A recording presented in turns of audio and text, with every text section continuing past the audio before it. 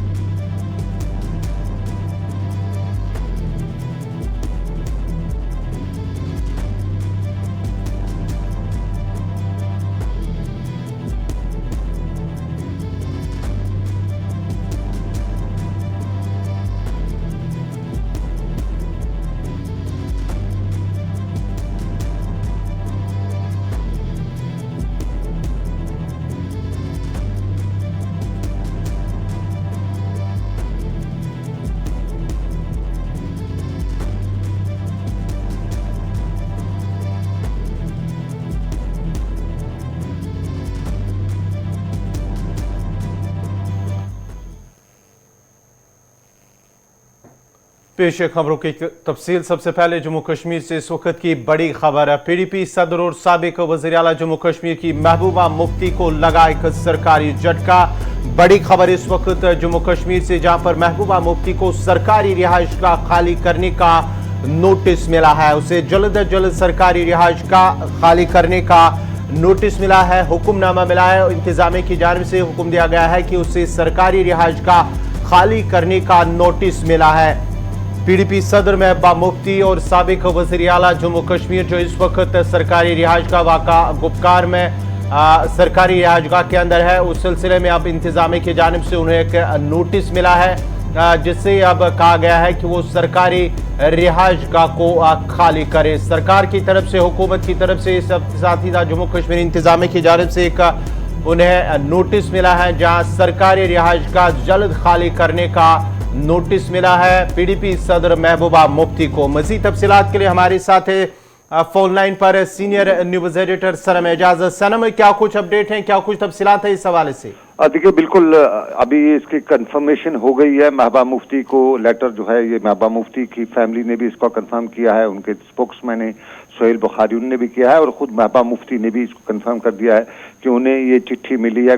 सरकार का हुक्मनामा जिसे वो बता रहे हैं, वो अपने लफ्जों में कुछ और इसको बता रहे हैं, लेकिन ओवरऑल इसको हम हुक्मनामा ही कह सकते हैं। उसमें बताया जा रहा है कि जो उनका गुपकार पे जो कोठी है जिसमें वो रहते हैं और लगभग पिछले 30 सालों से वो रहते आए हैं, उसको खाली करने का हुक्म दिया गया। मैंने महबूबा मुफ्ती और उनके दूसरे लोगों से भी अभी कुछ देर पहले पूछा था कि क्या है, तो पहले उनका यही कहना था कि सरकार बता रही है कि ये सीएम कोठी है, बल्कि ये सीएम कोठी नहीं है, बल्कि ये उन्हें उस वक्त सरकार ने दी थी जब मुफ्ती साहब होम मिनिस्टर ऑफ इंडिया थे, और फिर उसके बाद वो जम्मू कश्मीर में जब उन्हें वापस आए तो उन्हें ये मिली थी। ये सीएम की कोठी नहीं है, और फिर ये सिक्योरिटी रिलेटेड मामला को देखते हुए उन्हें दी गई थी, क्योंकि कश्मीर में सिक्योरिटी के मामला हैं, तो उन्हीं सिक्योरिटी के मामला को देखते हुए सरकार ने उन्हें दी थी। और फिर जो पीडीपी की लीडरशिप है वो अब इल्जाम लगा रही है कि ये जो है ये सिर्फ उन पे एक प्रेशर दबाव है, उनकी जुबान बंदी जिसे वो अपने अल्फाज में कहते हैं कि वो सरकार के खिलाफ जिस तरह से महबूबा मुफ्ती सवाल उठाती हैं, तो उसको लेके एक प्रेशर उन पे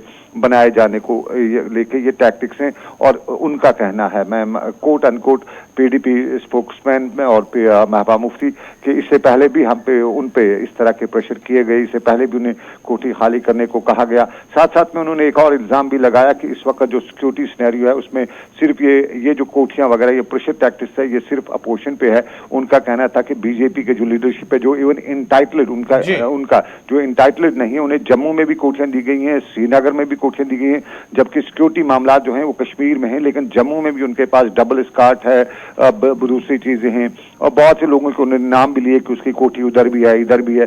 तो ये सरकार पे उनका था कि जिस तरह ये अभी कुछ देर पहले जिस तरह पीडीपी के लोगों ने मुझसे बात की तो उसमें जो उन्होंने सनम क्या माना जाए कि इंतखाबात से पहले ही महबूबा मुफ्ती को एक और इम्तिहान में डाला गया है?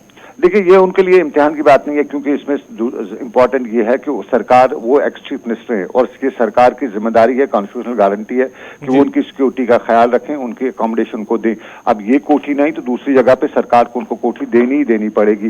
पिछली बार भी इस तरह का मामला हुआ था, उसके बाद उन्हें निकालने का फरमान भी जारी हुआ था, लेकिन उसके बाद उन्हें नहीं, उससे खाली नहीं कराया गया। तो अब ये देखना होगा, इंतखाबात नहीं, जिस तरह मैंने अभी कुछ देर पहले जैसे आपको बताया कि मैंने पीडीपी की लीडरशिप से बात की और बहुत से क्लोज जो क्रॉस जो लीडरशिप है इनकी, उनसे बात की, तो उनका जवाब यही था कि ऐसा कुछ नहीं है, सरकार बता रही है तो हम निकल जाएंगे, लेकिन ये सरकार की जिम्मेदारी है कि वो एक्स चीफ मिनिस्टर को एक सिक्योरिटी जोन में सिक्योरिटी वाली कोठी दे दे। तो इससे उनके, मैंने उनसे पूछा था कि कोई फर्क पड़ेगा, उन्होंने कहा कि नहीं, Mehbooba Mufti is a bold lady और उस पर कोई इसका असर नहीं पड़ेगा, वो इससे ज्यादा और बोल्ड होगी। बहुत बहुत शुक्रिया सनम एजाज साहब का, तफसीलात फराम कर रहे थे। जहाँ इंतजामिया की जानिब से महबूबा मुफ्ती को जो रिहाइश गाह है वाक़ा गुपकार, उसे खाली करने का नोटिस मिला है और साथ ही साथ कहा गया है उस नोटिस में कि इसे जल्द से जल्द खाली किया जाए।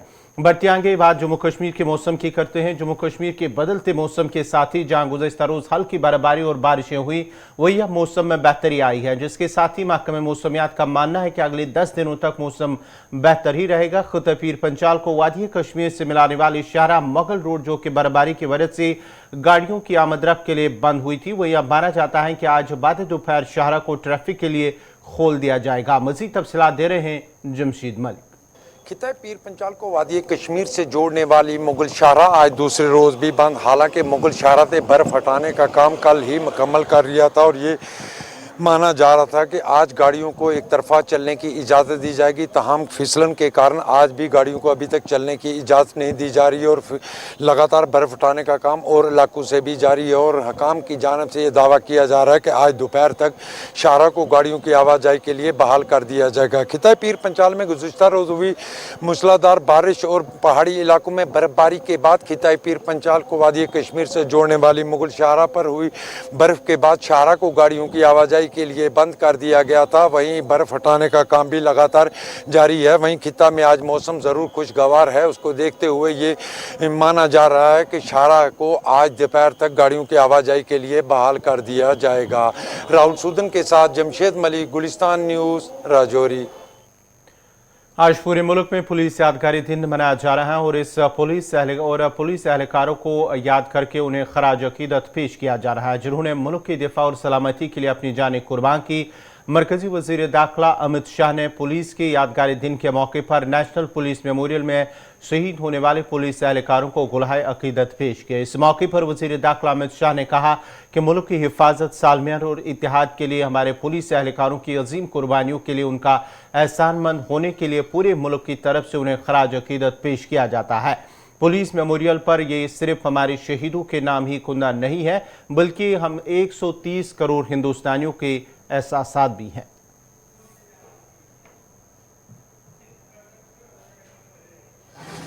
पर्व है पराक्रम और समर्पण की पहचान का और अवसर है देश निश्चय करे कि राष्ट्र निर्माण व राष्ट्र सुरक्षा में अपना अपना योगदान देंगे। आज पुलिस स्मृति दिन के अवसर पर पुलिस स्मारक पर मैं आज देश के वीर जवानों को श्रद्धांजलि देने के लिए यहाँ उपस्थित हुआ हूँ। मित्रों, आज हमारा देश हर दिशा में दिन दूनी रात चौगुनी प्रगति करता हुआ दिखाई दे रहा है। आजादी के 75 साल के बाद हम आज संतोष से, चैन से इतना कह सकते हैं कि हम हमारे गंतव्य स्थान पर निश्चित रूप से दृढ़ इच्छा शक्ति के साथ और दृढ़ गति से आगे बढ़ रहे हैं। मगर ये सारी उपलब्धियां जो देश प्राप्त कर रहा है उसकी नींव में हमारे जवानों की सर्वोच्च बलिदान है। देश भर के पुलिस फोर्स और सीएपीएफ के 35,000 से ज्यादा जवानों ने देश की आंतरिक सुरक्षा और देश की सीमाओं को रक्षा करने के लिए अपना सर्वोच्च बलिदान दिया है। मैं आज कृतज्ञ राष्ट्र की ओर से वो सभी जवानों को विनम्र श्रद्धांजलि अर्पित करता हूं और उनके परिवारजनों को ये विश्वास भी दिलाना चाहता हूं कि आपके निज परिवारजन ने देश की रक्षा के लिए जो बलिदान दिया है वो व्यर्थ नहीं जाएगा। देश इसी प्रकार से विकास के रास्ते पर और सुरक्षा को सुनिश्चित करते हुए आगे बढ़ता जाएगा। मित्रों, आज का ही वो दिन है जब सीआरपीएफ के 10 जांबाज सैनिकों ने ऑटोमेटिक वेपन से लैस चीनी टुकड़ी का सामना किया था और अपने बलिदान देकर देश की भूमि की सुरक्षा करी थी। और वहीं से शुरू हुई ये बलिदान की गाथा अविरत रूप से आज भी चल रही है। देश भर के पुलिस फोर्स और सीएपीएफ के जवान अपने प्राणों की परवाह करे बगैर आंतरिक सुरक्षा और देश की सीमाओं की सुरक्षा को सुनिश्चित कर रहे हैं। इसी के कारण आज देश विकास के पथ पर आगे बढ़ा है। मैं फिर से एक बार ये बलिदानी सभी जवानों को सत सत नमन कर कर विनम्र श्रद्धांजलि देना चाहता हूं। मित्रों, आज जब यहां पर आए हैं तब मैं इतना जरूर कहना चाहूंगा, हर इंसान का सर झुकेगा उस जवान की शहादत के मान में जो शहीद हुए हमारे देश की हिफाजत में। और इस अवसर पर मैं देश भर की जनता को भी कहना चाहता हूं कि हमारे पुलिस फोर्स देश की आंतरिक सुरक्षा को सुनिश्चित करने के लिए कठिन से कठिन जिम्मेदारियों का निर्वहन करते हैं और ड्यूटी के समय किसी भी प्रकार की गोताही करे बगैर ड्यूटी को अंजाम देते हैं। इसी के कारण इतना बड़ा देश, इतनी विविधताओं वाला देश आज विकास के रास्ते पर अग्रसर है। मित्रों, पुलिस के कार्य में आतंकवादियों से लेकर छोटे अपराधियों का सामना करना, बड़े जनसमूह के दौरान व्यवस्था सुनिश्चित करना, आपदा और दुर्घटनाओं में सर्वप्रथम पहुंचकर लोगों की जान बचाने के लिए अग्रसर रहना। अभी अभी पूरी दुनिया ने कोविड की महामारी का सामना किया है। वहां जहां तक भारत का सवाल है, हमने देखा है कि कोविड महामारी से निपटने के लिए जिस प्रकार से समग्र देश ने सामूहिक रूप से एक प्रयास किया, इसमें मेरी पुलिस फोर्स के जवान सबसे अग्रसर रहे। अपने जान की परवाह करे बगैर कहीं कोई दर्दी को अस्पताल तक पहुंचाना हो, कहीं अगर कोई न मिला तो उनके मृतदेह का अंतिम संस्कार करना हो, कहीं लॉकडाउन के पालन में नाके पर खड़े रहकर जनता में डिसिप्लिन लानी हो या अस्पतालों के अंदर सुव्यवस्था सुनिश्चित करनी हो, ये सारी जिम्मेदारियां पुलिस फोर्स ने बहुत अच्छे तरीके से निभाई है। उन्होंने अपने आप की चिंता करे बगैर ये जिम्मेदारियां निभाई। इसी का परिणाम है कि आज हम कोविड महामारी के कठिन दौर से सफलता के साथ बाहर आए हैं। इसमें भी कई सारे जवानों ने अपनी जान गंवाई है। उधर जम्मू कश्मीर के मुख्तलिफ अजला में भी आज पुलिस यादगारी दिन के हवाले से तकरीबात का इनेकाद किया गया है। पुलिस लाइन्स बडगाम में भी आज एक तकरीब मुनक्कद हुई है जिसमें एसएसपी बडगाम, एएसपी, एसएचओ और दीगर पुलिस अफसरान मौजूद रहे। इस मौके पर जांबाज पुलिस एहलकारों को याद करते हुए उन्हें खराज अकीदत पेश किया गया।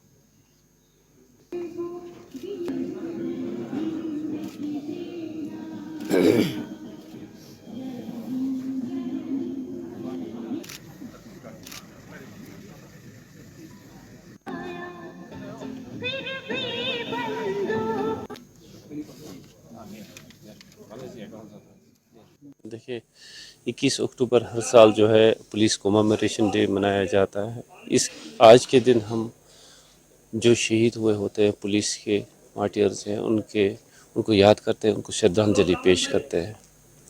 जैसा आपने ये फंक्शन देखा होगा पिछले 21 अक्टूबर से लेके आज के 20 अक्टूबर तक जो 264 हमारे जवान जो है शहीद हुए हैं इस साल, जो गुज़रा हुआ साल है, तो उन फैमिलीज़ को और जो पहले हमारे शहीद फैमिलीज़ हैं उनको हम मिलते हैं, उनसे इंटरेक्शन करते हैं, उनके ग्रीवेंसेस सुनते हैं।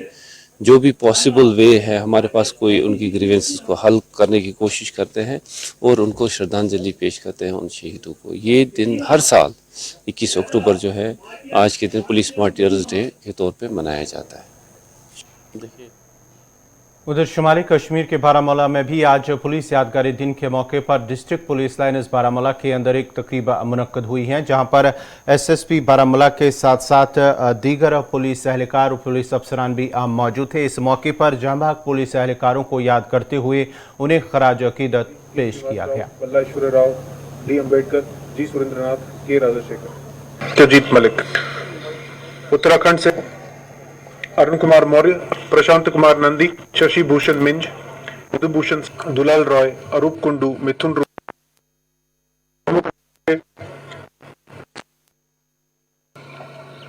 ASI Ghulam Hussain, ASI Mushtaq Ahmad loan, Ramiz Ahmad. मेरा बेटा शहीद हुआ है, ये तो वही जानता है ना जिसके जिस्म में कोई ज़ख्म लगता है, जिसके दिल पे कोई ज़ख्म लगता है, उसी को इस चीज़ का एहसास होता है। आम लोगों को क्या पता है ये बेटे का जाना क्या होता है। डीपीएल हमेशा याद करती है इन शहीदों को और हम मेरी बुलाकर इनसे नवाजा जाता है और हम बहुत शुक्रगुजार हैं इस जे.एंड.के पुलिस के।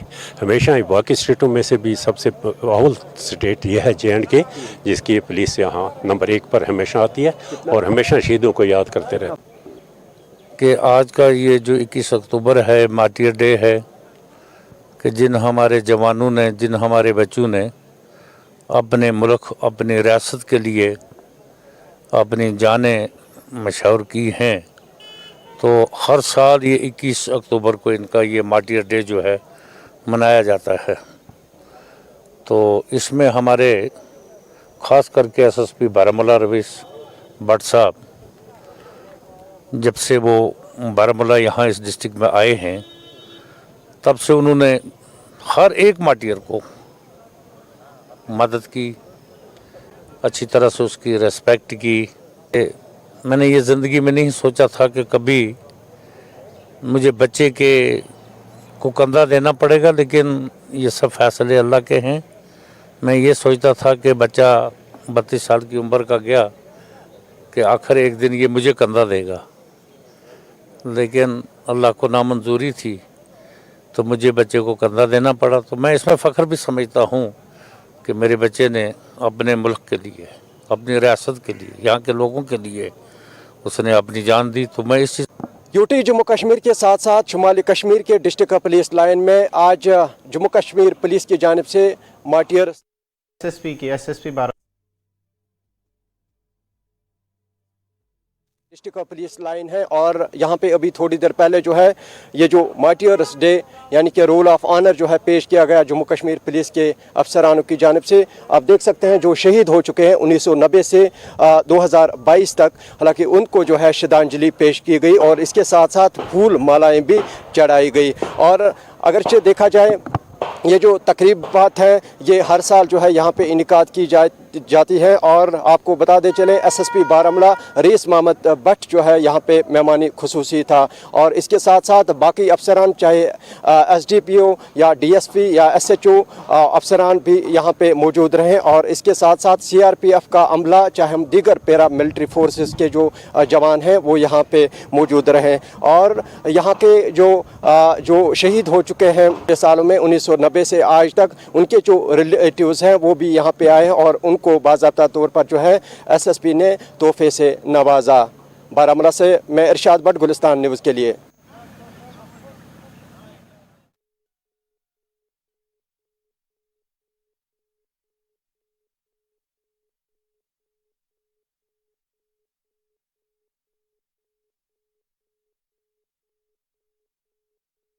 नरेंद्र मोदी आज उत्तराखंड के दौरे पर हो। यहाँ 2 रोज़ा दौरे पर वज़ीर-ए-आज़म मोदी का जहाँ पर हवाई अड्डा उत्तराखंड में governor retired lieutenant general Gurmeet Singh, वज़ीर आला पुष्कर सिंह धामी, मरकजी वज़ीर ममलिकत बराए दिफा अजय भट्ट और दीगर लोगों की जानिब से, अफसरान की जानिब से इस्तकबाल किया गया। जबकि वज़ीर-ए-आज़म फ़ौज के एक ख़ुसूसी हेलीकॉप्टर में केदारनाथ भी पहुँचे, जहाँ पर उन्होंने केदारनाथ मंदिर में पूजा की। उसके बाद वज़ीर-ए-आज़म ने गौरीकुंड को केदारनाथ और गोविंद घाट को हेमकुंड साहब से जोड़ने वाले 2 नए रोपवे प्रोजेक्टों का भी संग बुनियाद रखा। कई प्रोजेक्टों का उन्होंने इफ्तिताह किया और साथ ही साथ करीब 3,400 करोड़ रुपए के जो प्रोजेक्ट हैं उनको आज वज़ीर-ए-आज़म मोदी की जानिब से इन 2 रोज़ा दौरे के दौरान हरी झंडी दिखाई जाएगी।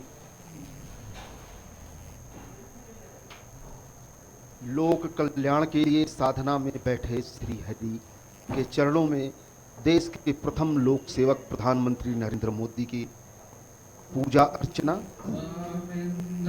चल रही है।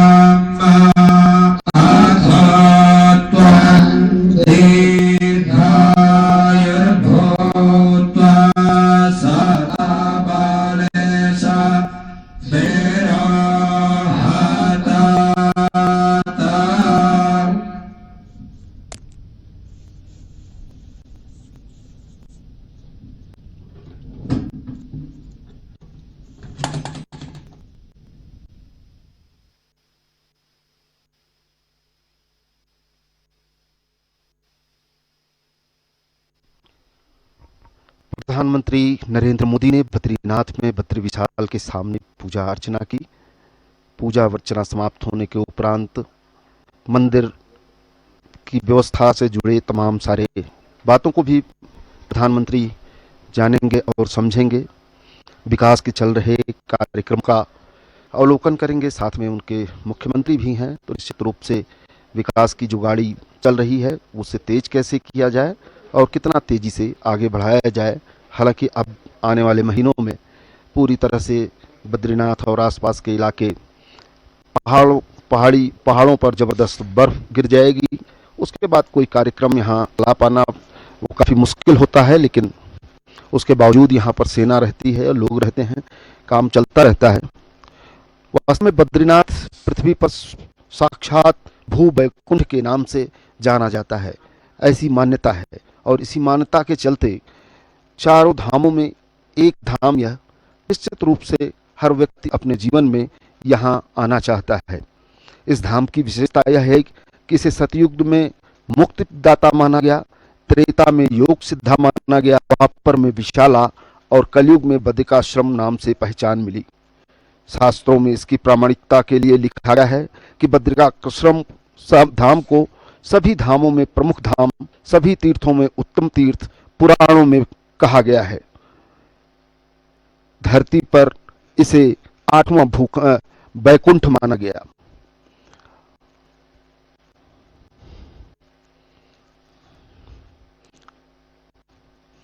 वैसे तो बद्रीनाथ धाम में बद्री विशाल श्री हरि की जो मूर्ति है वो अद्भुत है। यहाँ पर भगवान का विग्रह वैसे तो देखा जाता है कि प्रायः क्षीर सागर में भगवान विष्णु की मूर्ति शेषनाग पर लेटे हुए और शंख चक्र पद्म लिए खड़े रूप में दिखती है, लेकिन बद्रीनाथ में भगवान का विग्रह अद्भुत है। यहाँ भगवान पद्मासन में बैठे हैं। काले सालिग्राम शिला पर भगवान की स्वयं भूमूर्ति अथवा विग्रह है। जब भगवान का श्रृंगार होता है तो छवि देखने वाली होती है। स्वर्ण सिंहासन पर बैठे भगवान अद्भुत दिखते हैं। दिव्य वस्त्रों से सुसज्जित भगवान की यह अद्भुत लीला